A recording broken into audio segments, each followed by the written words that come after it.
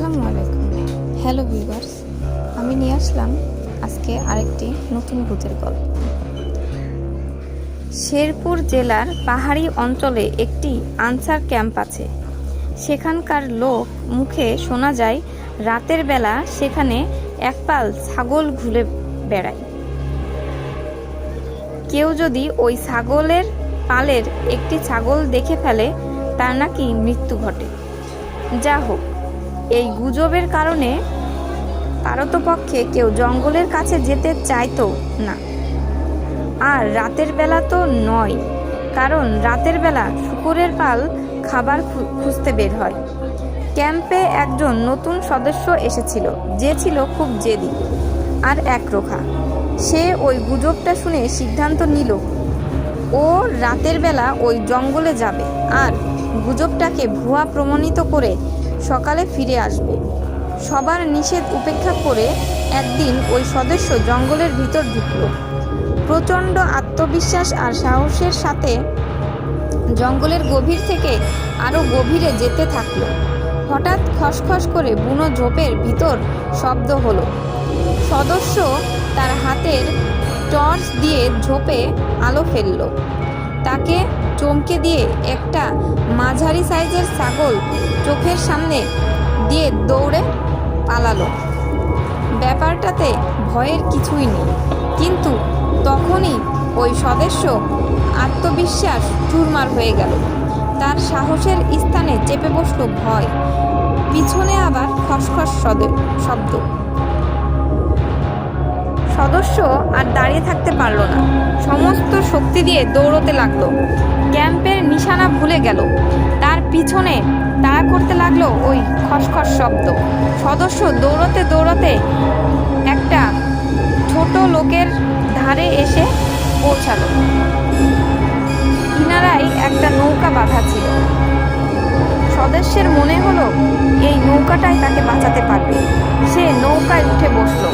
নৌকা নিয়ে লেকের মাঝামাঝি চলে এলো। সে ঠিক করলো ভোর না হওয়া পর্যন্ত এক চুলও এখান থেকে নড়বে না। কিছু সময় কেটে গেল। হঠাৎ জঙ্গলে আবার খসখস শব্দ।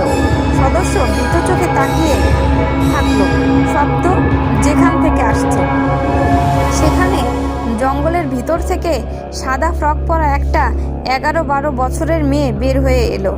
মেয়েটার মুখে একটা নিষ্ঠুর হাসি ছিল, চোখে ছিল অপলক মায়া। সদস্যটা ধূমপান করত। তার পকেটে ছিল একটা পুরো সিগারেটের প্যাকেট আর ম্যাচ। সে শুনেছিল যে আগুন থাকলে নাকি এসব জিনিস কোনো ক্ষতি করতে পারে না, কাছেও আসতে পারে না। তাই সে সিগারেট ধরালো। হঠাৎ মেয়েটা রক্ত হিম করা একটি অট্টহাসি দিয়ে বলল, কতক্ষণ সিগারেট খাবি? আগুন তো নিভে যাবে, আলো তো এক সময় শেষ হবে, তখন আর বাঁচবি না। সদস্য থরথর করে কাঁপতে লাগলো। চেন স্মোকারের মতো একটা সিগারেট শেষ না হতেই আর একটা ধরাতে লাগলো। তার উদ্দেশ্য ছিল কিছুতেই যাতে আগুন না নেভে। কিন্তু এভাবে আর কতক্ষণ? সিগারেট শেষ হয়ে গেল। এখন উপায়? ম্যাচে অনেক কাঠি ছিল। সদস্য ওইগুলো একটার পর একটা জ্বালাতে লাগলো। মেয়েটা লোকের তীরে ঠাই দাঁড়িয়েছিল। একজনের বাঁচার অপেক্ষা আর একজনের মারার। পূর্ব আকাশ ফর্সা হয়ে দিগন্তে আলো ছড়াতে লাগলো। বাতাসে ভেসে এলো আল্লাহু আকবার, আল্লাহু আকবার ধ্বনিত যে ফজরের আজান।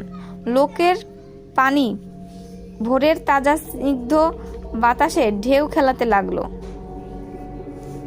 জঙ্গলে একটা থমথম ভাব বিরাজমান।